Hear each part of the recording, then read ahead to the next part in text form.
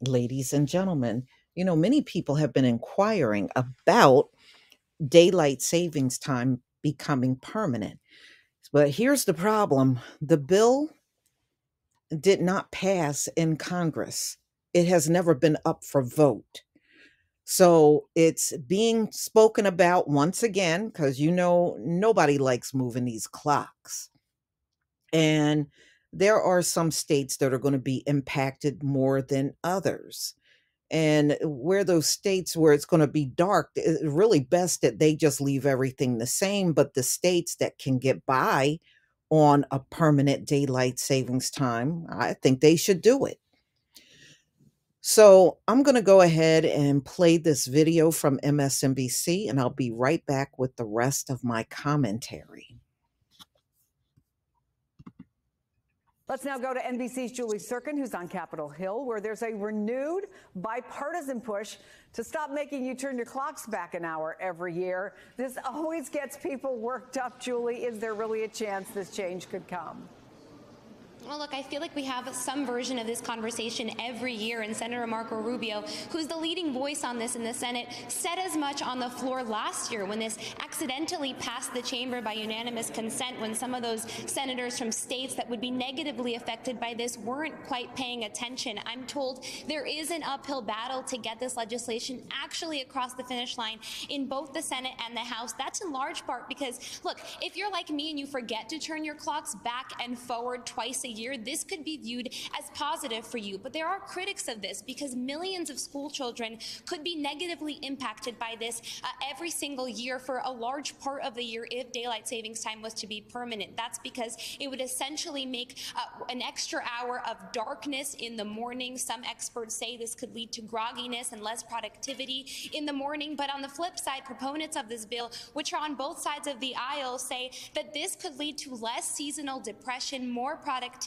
and less crime in those evening hours because you do get an extra hour of sunlight at night. Now, look, when this was first put into place in 1918, this was to save on oil and energy during World War I. Obviously, there's no need associated with that right now. So proponents of this legislation are hoping it could finally be made permanent, but that's not looking likely with a lot of opposition to this bill as well. So looks like we'll be having this conversation again. And just a quick plug, because March 12th, of course, is when most of the country needs to turn their clocks back for daylight savings time. So watch out for that.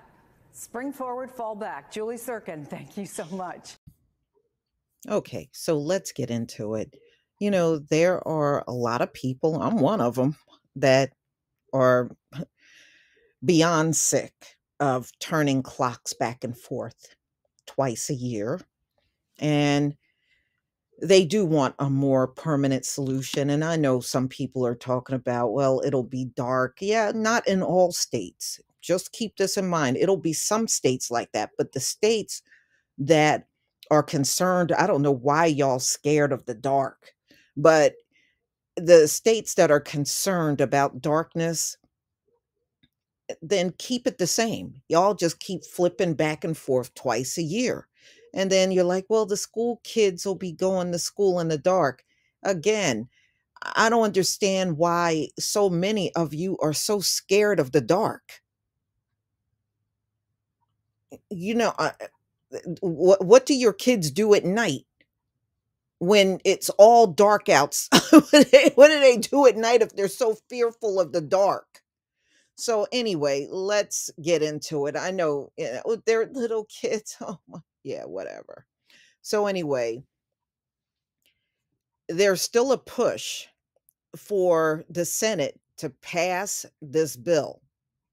And it can be passed, it can be done, but we shall see what they do. Now, this is a big bill for Senator Marco Rubio, out of Florida. And he introduced this last year. He's reintroducing the bill this year for daylight savings time permanent across the country, which he says would end an antiquated practice. And this, again, was for World War One, as you heard in the video. And there's really no need for it. And you know what? And when you look at ancient times, or if you study ancient history, they didn't even do this. So, how important is it? You know, time seems to be such an important thing. And the bottom line is, how did the world get by without this before? Because this did not exist even eh, 10 generations ago. Nobody was doing this. Okay, nobody was doing this at all. This started when World War One started. This started. But prior to that, if this is so pertinent, then how did the world get by without doing it? I don't believe it's a necessity, but that's my opinion. So, many people feel that changing the clock twice a year is stupid. And, they want the bill, and the bill is called the Sunshine Protection Act, to pass in the Senate. But so far, nobody has seriously taken it up. And as long as they don't take this bill up, when fall come, you're going to be moving the clocks again. They had an entire year to get this bill passed. It's bad enough that they don't do no work anyway, because these senators and Congress, they don't do no damn work. Please. And on top of that, they're out on recess more than they're doing actual work. So anyway, there are places that don't observe daylight savings time right now, and that's American Samoa, parts of Arizona, Guam, Hawaii, and Puerto Rico don't, the US Virgin Islands, the Mariana Islands, they don't. So there are places that don't even bother to move the clock back and forth. But there were several senators on both sides of the aisle that were ready to approve, the regular bill. They wanted to support it. And I don't know. I guess they fell asleep on this one, y'all. I guess they did. So now it's coming up once again. Let's see if it's going to be all talk like it was back in 2022, or are they going to actually get off their butts and do some actual work? We don't know. So, you got people arguing for it, and of course you got the people that are against it, the ones that are scared of the dark and their kids are scared of the dark, those folks. So the practice was adopted in 1918 to save oil and energy during World War One, but now, of course, that's not a necessity. So, 2011 study found that it cost Indiana households an extra $9 million a year on electric bills because they spend more on heating and cooling, even though people use lights less often.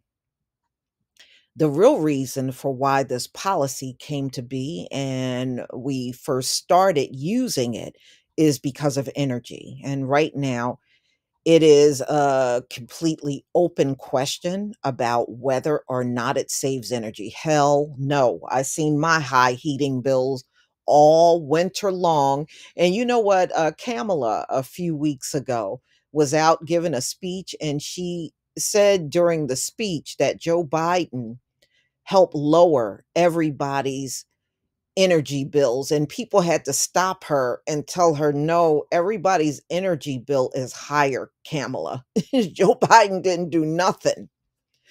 I just thought that was kind of amusing that she really thought that.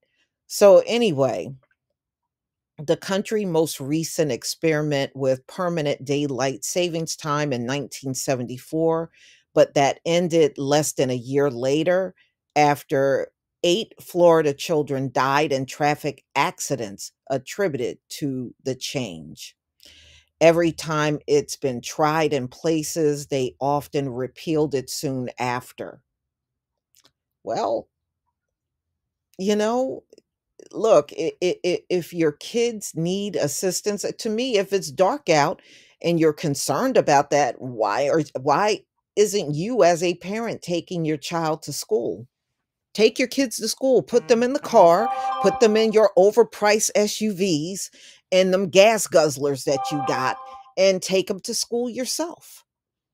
Maybe going to school in the dark will be less scary if the parents take them to school. Or, like I said, if you're really concerned about that, then those states just continue to switch the clock back and forth. And the states that want to do away with it, then get rid of it. You already got some states doing it and some not. You already got that going on now. So, how tragic could it be? Please leave your comment and subscribe. Don't forget to hit on the notification bell, and I'll see you on the next video. Peace, family.